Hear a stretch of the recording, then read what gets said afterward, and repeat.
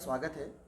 आज इस प्रेस वार्ता में हमारे बीच में गुलाम मुस्तफ़ा अली जी, राष्ट्रीय मंत्री अखिल भारतीय विद्यार्थी परिषद के, अखिल भारतीय विद्यार्थी परिषद की प्रदेश मंत्री बहन आक्षी बिलोरिया जी, अखिल भारतीय विद्यार्थी परिषद की प्रदेश सहमंत्री बहन चाहत आनंद जी, अखिल भारतीय विद्यार्थी परिषद प्रदेश सहमंत्री सनक श्रीवत्स। और मैं इस प्रेस वार्ता में मैं आग्रह करता हूं गुलाम मुस्तफ़ा अली जी से कि इस प्रेस वार्ता को आगे बढ़ाएं। सभी का अभिनंदन एवं नमस्कार। इस प्रेस वार्ता में हमारा आज का ये एक मुद्दा और मकसद है कि हाल ही में अखिल भारतीय विद्यार्थी परिषद का एक प्रतिनिधि मंडल देश की माननीय राष्ट्रपति श्रीमती द्रौपदी मुर्मू जी से दिल्ली में मिला। साल की शुरुआत में अखिल भारतीय विद्यार्थी परिषद का यह प्रतिनिधि मंडल पहली बार राष्ट्रपति नए निर्वाचित राष्ट्रपति माननीय द्रौपदी मुर्मू जी से मिला और विद्यार्थी परिषद के कामकाज को लेकर उन्हें अवगत करवाया। विद्यार्थी परिषद के विभिन्न प्रकार के आयाम कार्यों के माध्यम से हो रहे समाज में, स्टूडेंट्स में, शिक्षा क्षेत्र में काम के बारे में उनको बताया और साथ ही साथ एजुकेशन रिलेटेड और यूथ रिलेटेड जो इश्यूज़ हैं पूरे देश भर में, उनके बारे में माननीय राष्ट्रपति जी को अवगत करवाया। माननीय राष्ट्रपति जी विद्यार्थी परिषद के कामकाज के बारे में जानकर काफ़ी प्रसन्न हुए और उन्होंने ये आदेश किया कि विद्यार्थी परिषद के माध्यम से महिला सुरक्षा, छात्रा शिक्षा और विशेष रूप से छात्राओं की सुरक्षा के लिए यानी गर्ल्स की सिक्योरिटी और गर्ल्स एजुकेशन, इसके ऊपर विशेष रूप से ध्यान दिया जाए, चाहे उसमें सेल्फ डिफेंस टेक्निक सिखाकर हो या विभिन्न प्रकार के आयामी और कार्यक्रमों के माध्यम से उनको शिक्षा की तरफ लाने या उनकी रुचि बढ़ाने का ऐसा काम हो। ऐसा माननीय राष्ट्रपति की तरफ से विद्यार्थी परिषद के कार्यकर्ताओं को और प्रतिनिधिमंडल को ऐसा बताया गया।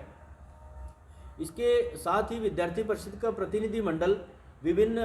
मंत्रालयों में भी दिल्ली में मिला, जिनमें वित्त मंत्रालय, शिक्षा मंत्रालय एवं जनजातीय कार्य मंत्रालय रहा। शिक्षा मंत्रालय से विद्यार्थी परिषद के प्रतिनिधि मंडल की यह डिमांड रही कि जो रिसर्च स्कॉलर्स को वेतन दिया जाता है, जो रिसर्च स्कॉलर्स को स्कॉलरशिप दिया जाता है, उसमें जो नॉन नेट जो पीएचडी कर रहे हैं, नॉन नेट स्कॉलर्स, उनका वेतन, उनको भी वेतन मिलना चाहिए, उनको भी स्कॉलरशिप मिलना चाहिए, ऐसे विद्यार्थी परिषद की मांग रही। और साथ ही साथ जो जेआरएफ करके जो पीएचडी कर रहे हैं, रिसर्च कर रहे हैं जो स्कॉलर्स, तो उनका जो जेआरएफ का स्कॉलरशिप है वो उन्हें समय पे नहीं मिलता है। विद्यार्थी परिषद की ये मांग रही कि उनको समय पे स्कॉलरशिप दिया जाए ताकि उनका जो रिसर्च है उसमें किसी भी प्रकार की बाधा ना आए।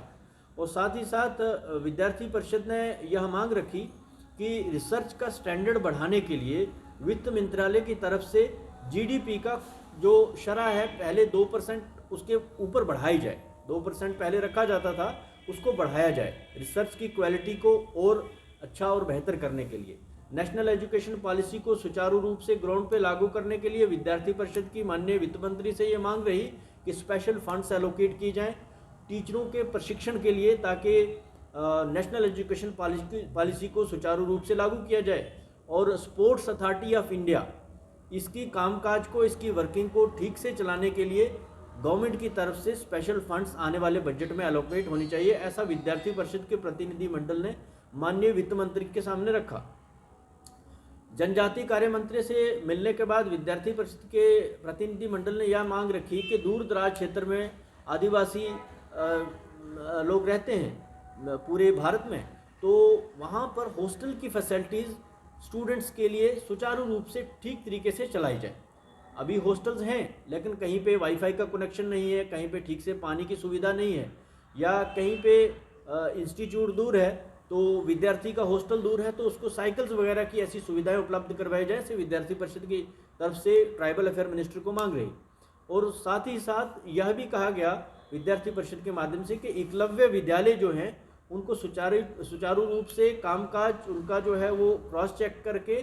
टीचर्स की भर्ती वहाँ पे प्रॉपर की जाए, क्योंकि कई सब्जेक्ट्स के टीचर्स नहीं होते तो ठीक से छात्र जो है अपनी पढ़ाई पूरी नहीं।